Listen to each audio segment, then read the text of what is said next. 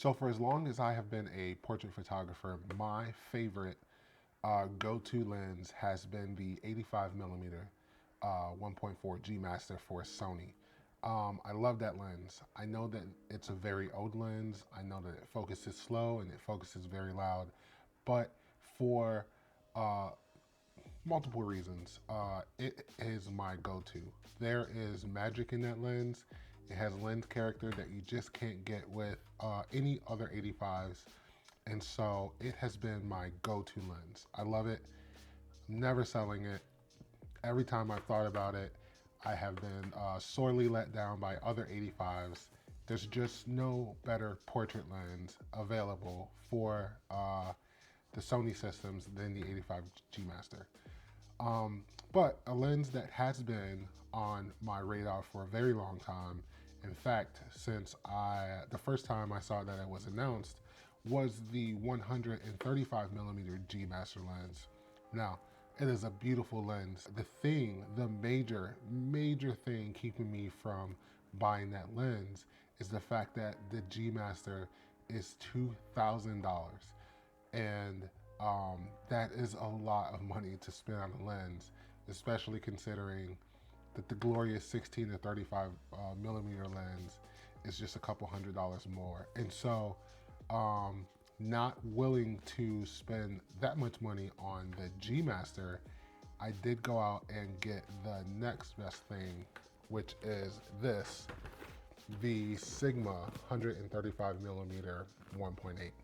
So, I wanted to do a quick unboxing of this real quick and just talk about my first impression. The major reason that I went for this Sigma lens is because I found it used, because I'm a major proponent for buying used gear. I found this lens used like new for $1,156. That's $850 less than the G Master lens. And so after all of my research on the two lenses and all of the comparison videos that I have watched, this was a this was a no-brainer. And so let's see what we got in the box. So open up the box. The first thing you are greeted with is this huge, and I mean huge, pouch that the lens comes in. Full disclosure, I did open this up earlier today because when I got it, because I wanted to make sure that the firmware on the lens was updated to version 2. And so just want to put that out there. And then the second thing that you're greeted with in the box is some books that no one ever reads, and then a strap that no one's ever going to use. Oh, also, I want to say that this is my third time opening this up, because the first time that I did this video, I didn't start this camera, and so I have to do the video all over again. All right, so once we get into this giant pouch that I'm never gonna use again, you're greeted with this lens hood, which again is enormously big, made of some kind of tough plastic. So let's set that to the side. And then we are greeted by the reason that we're all here, the reason that you're here, the reason that I'm here. This 135 millimeter f1.8 telephoto lens. I mean, just look at that glass. This has a 82 millimeter filter thread, so you just know that that front element is huge, and I'm very excited about that. It's got some dust on it because it's used, but we'll clean that off later. The first thing you notice when you pick up this lens is just how heavy it is. This is a heavy, heavy lens. I thought that my 85 was a heavy lens, but this is a big boy. All right, so let's talk about a couple of things that you get on this lens, and let's talk about some things that are missing from this lens that you get on the G Master lens. So right now, you get that autofocus and manual focus switch, because I hate going into the menus to look for the option to turn autofocus off. I love having it right there on the lens. There's also a focus limiter switch that I'm never going to use because, full disclosure, I have no idea what it does. And so it's never going to get touched.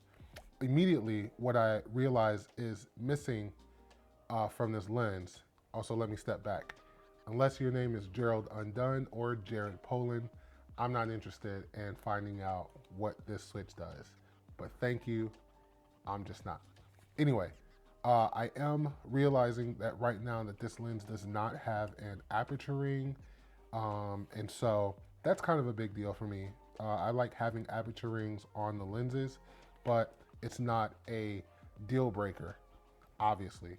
And then the other thing that you're missing is the 2 programmable buttons that you do get on the G Master. And that is actually kind of a big deal to me, kind of a big deal, but not a deal breaker. And so that is the lens. I wish I could describe to you guys what this lens feels like in the hand. It is huge. All right, so I said that. What I want to do now is I do want to throw the lens on this A7R4.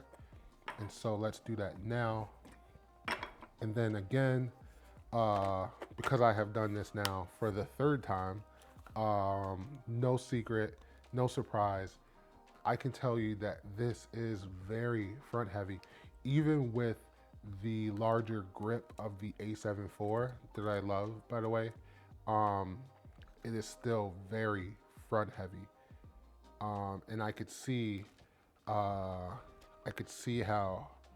someone who was using this could get very fatigued, especially if you're carrying this around all day for whatever type of shooting that you do. But for portrait shooting, I could see this getting very heavy. But as I have done for, again, the 3rd time today, once I throw this vertical grip on here, which gives you a little bit more, actually a lot more real estate to hold on to the camera and the lens. And once you throw some batteries in here and you really get some weight behind this camera, this actually feels amazing in the hand once it has the vertical grip on it and you have that extra real estate for your pinky to hold on to.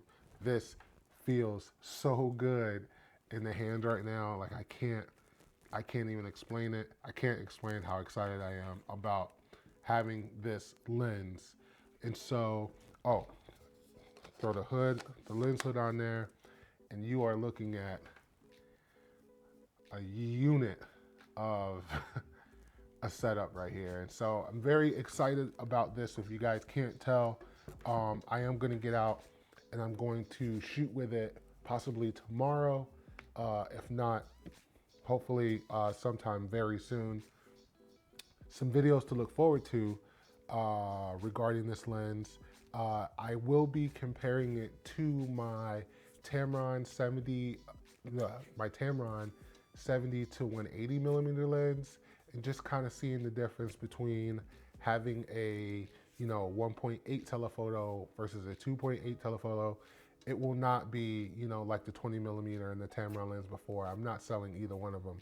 To me, a zoom telephoto lens and a fixed telephoto lens do separate things, and so I will be keeping both. And so if you guys have any questions that you want me to answer, leave those questions in the comment section below.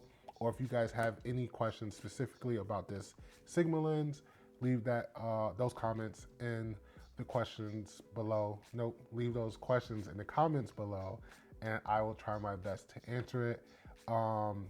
Also, a couple videos coming up. I am working on a full review of this A7 III and answering the question of whether or not I think you should buy it in 2021. Also, I bought a Ninja 5, and so I'll be making a video on that.